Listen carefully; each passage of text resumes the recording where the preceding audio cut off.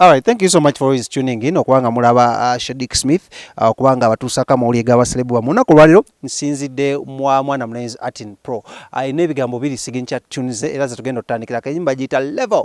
Akalala kayita Atin on the beat. Sobola byogera nga bibiri because sinzi yabikola. So agenda osooka otubulira ani yakola ebintu. So many producers don't want to reveal bani abakola signature gundi zaabwe ezo. But olunaku lwaleero njagala tulabe ani yazikola. Then we'll be discussing about producers okusabiriza okusaba akaboozi oba sumbusa oba okutega ebibatu mu studios naddala ku bayimbi abakazi. Then tujja kwogera kate ku kikulwadde kya chorus. So those are the three major things tugenda discuss olunaku lwaleero ne mwana mulenzi Atin wagwan.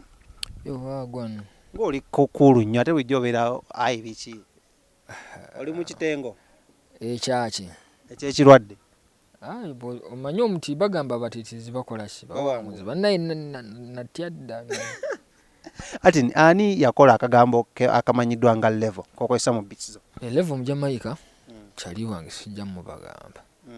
Naye waali awo w'amaanyi. How did you contact him? No, we always online, we always reach out to different people, we always speak to different platforms. So kigambo kyajja netukirowoozaako netukiteekawo mu nkola. Then ate waliwo kano akalala k'omukazi kwe ayogera Atin on the beat. Oyo muyimbi bamuyita Rachel, she's a female artist, rapper, so akakola ako. Idea yavaawo? Idea. No, we are in studio just ngero omuyimbi wabeeranga abayimbi bawaana tobimanyi kati abagiragira obuntu ne kanyuma, so we had to maintain it, we had to keep it, we had to save it for future use. Ne tutuyamba abantu nabo ne tukateekamu ne bakaagala okitegeera. So yeah, just ndozo omuntu yali blessed nga tuli blessed mu mbeera eyo ne bikola. Tewaliwo ngeri yonna gyakabanjako nti Atin olina okumpa ssente akantu akakolera? Kizibu kuba abantu abamu baba contented gye bali. Okay. N'ekyo ekinene kye bakola ki kye bafuna abantu tubawa kitegeera. Nabo ne babawa? Nabo ne batuwa. Byakugabana kuddiza? Byakuddiza kuba kyaki kye tugamba okukola. Bw'oba tokikola then oba muki? Simanyi gomboolira. So kale emu ku nsonga lwaki tuzzeewa Atin olunaku olwaleero, it's because ensonga y'abakyala abayimbi okubanga basabirizibwa oba bakwatirirwa mu studio ebadde kutte wansi ne waggulu mu ggwanga lya Uganda, era nga recent case eyavuddeyo ne wawinga amatu g'abantu was about Daddy Andre mwena mwakitegeddeko n'omuyimbi amuyita Nadia Rahia, omuyimbi omuto agamba muno yawaayo akasente video ne biki n'omusajja n'atukisa nga akola ki ng'asaba bintu birala atega ekibatu asaba sumbuusa amukwatirira mu bifo oba omukwatira mu ngeri etali professional okitegedde.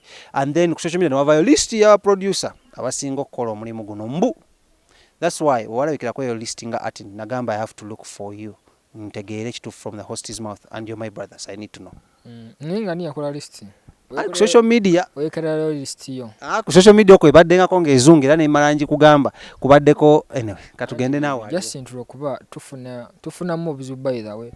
Omuntu akeera ku makya n'alowooza kyalowoozeza era n'agezaako kiguza abaki abantu. So omuntu engeri gyatuttemu ekintu emataringa okitegeera n'enkuza ye oba n'endaba ye ebiki ebintu. But however tetusobola kusirika ku nsonga ezimu but ogamba abantu nti information emu osobola ogitwala nga bw'oba ogitutte nankubadde era information emu osobola ogirowoozaako ng'omuntu omukulu ng'omuzadde ng'ayinza okkeera naawe ng'oli mu mbeera yaki yemu. So kati do you think this is possible? Is it viable? Nti no baproducer bamu bava ku professional beat nayagala ate asaba ebirala? Mu mbeera z'obuntu buli muntu asobola ova ku mulimu gwe. Okay?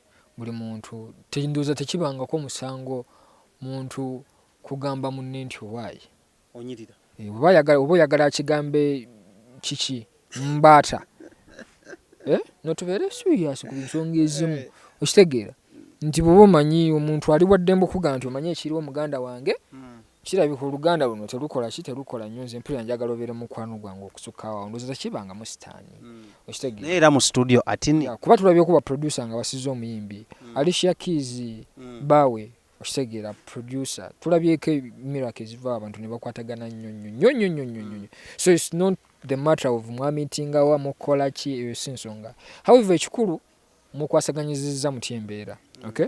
Omuntu agezaako okufuna munne n'ono agezaako okulwanisa munne mwenna mulina okuba abantu abaki abakulu ate naddala nti ensonga zibeera nga za muli mu kuzoogerako nga mmwe bwe zijja mu social media kibanga kubeera nti mwali mu having a sex okay omuntu n'ata porn like that nudes of which nga act yali mu makati gaki gammwe okitegeera kubanza kyembadde ngamba abantu bonna ku nsonga zino naziwuliddeko nti let's go professional okitegeera nze nkoledde abayimbi bashiba bakaloka siita tetusobola kwogera kumala ssaawa namba kozi manager ajja n'asasula ate abeerawo nga mukola kati ogenda kukwata otya ku muntu nga manager ali awo omuyimbi ono agamba muno ewa Andre muno manager bamulekanga ku reception kwa mu studio tebakkiriza nnyo bantu bangi ye n'agenda mu studio that's where everything kukwatira happened. What do you have to say?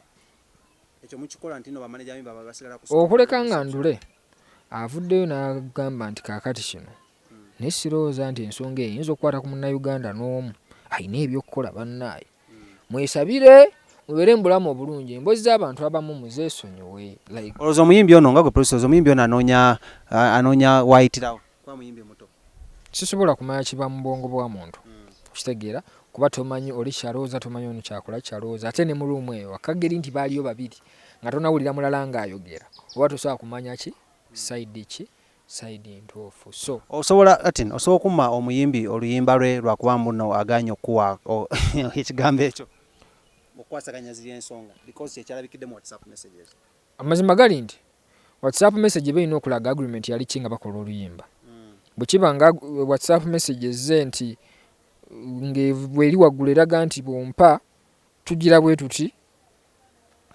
bweraga nti kiki naye however ffe kyetumanyi nti abasinga tukola kituwakitinga professional zinganza ati sisobola kwogera bannange bala kye bakola ki kye bakola naye nze nga nze nga ffe okakasa nti omuntu ajja n'abuukinga okay n'omuwa ekyakoze ki kyamulese mu time gye mukoze eki gye mwasayininze but nekyennyongerako okukatiriza let's go further professional nkugambye nina abayimbi benkolera nga sinyumyanga nabo nga tukola ennyimba zigenda na mu 5 but wootuukira ku extent esobola onyumya n'omuntu to that extent waki manager si abanyumya okay so kitegeeza nti tugezeko okukola ebintu ki kozi buli omu alina embeera ye n'enkuza ye okitegeera abamu ku ffe tuli banafu tugwa mangu mulaavu ojasanga ati ninga amazima gali nti ndi muyabayaba tekitegeeza nti siri producer mulungi ekibuuzo kiri nti abala waki bankozesa ne bakola ki ne banfunamu so either oluwaddembo commentinga nti ati nyankola bwati okitegeera oba ogamba nti ati ngenda mujjako ki kyemwagalako but nkimuggyeko nti ambeere mu mbeera nga nange ndi ki nga ndi happy nga ndi sigadde ndi safe okitegeera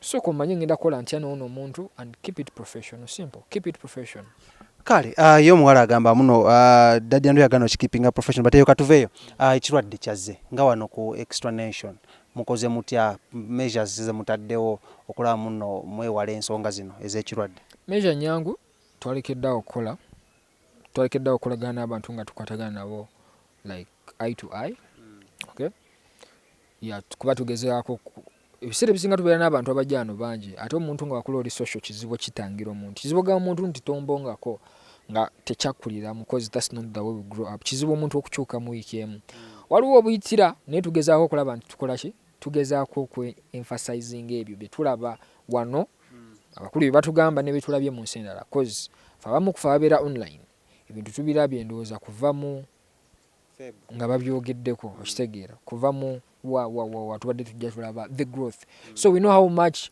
kyekyahitinga Italy erina resources ez'amaanyi nga bali mu kaaba kati tumanyi ekiyinza okutuuka mu mbeera ng'omuntu talina bulungi buki buyambi tugezaako okuba nga twewala so kyetwakoze saa zino tukwagana abantu strictly online kyetugezaako okulaba nga tukola ki katoli ayimba ate nayewereza audio online mu mixing bulijjo abantu babikolanga kitegeera project nasooka okukolera ndowooza omuyimbi gwe bayita Rickman yali bweru teyali wano but however twakola oluyimba abantu ne bakola ki ne balwagala so ndowooza just abantu balina okuadaptinga okay nti ebiseera ebimu teweetaaga na kujja mu studio abantu abamu balina amasimu agamanyi tasobola n'okulikodingira ewaka ku ssimu ye ate ebintu omuntu nabiprocessinga mu studio nebeera byakayo abantu abamu balina home studios abantu abamu so tugeza okukola nga tu-improvising ezo means okulaba nti buli omu asigala mu mbeera mwali ngali safe kale ebigambo ebisembayo eri ba fans n'abawagizi n'abannayuganda ebigambo byange ebisembayo ndowooza kijja kukola nnyo amakulu nga bwe mba ndi wano njogera nkyasobola okwogera naawe nkya nga tukyasobola okuddaano ne tunyumya ne tutwalamu ku budde nga tukola ki nga ffenna tuli basanyufu sigale waka sigala ng'oli seefu wabaawo nga olaba waliwo obuzibu buliwo ennamba basitaddeyo ku mikutu egisinga kakasa nti ofuna ennamba n'oba tolina kesi gye waafunye funa ennamba eyo obeere nayo kiraba kakasa nti ogamba bekikwatako osanga bwe tunanava wano tunaakuba engalo ne tugamba nti mukama tenderezebwe. Kale, my name is the one, the king himself. Nsinzidde wano Makindye Luwafu ku studio ya mwana munenzi amanyiddwa nga Atin Extra Nation era nga tumaze okwogako naye ku nsonga ezo. So mukipingo nga munogobeera tujja kuba tetuleeta n'abalala bangi nnyo okulamu n'ensonga zino tuzikwasaganya. Mbadde ne Sir Lawrence yabeera ku kamera nga bijja okuba nga kutuusaako ebifaananyi ebyakabinga bino. My name is the one, the king himself.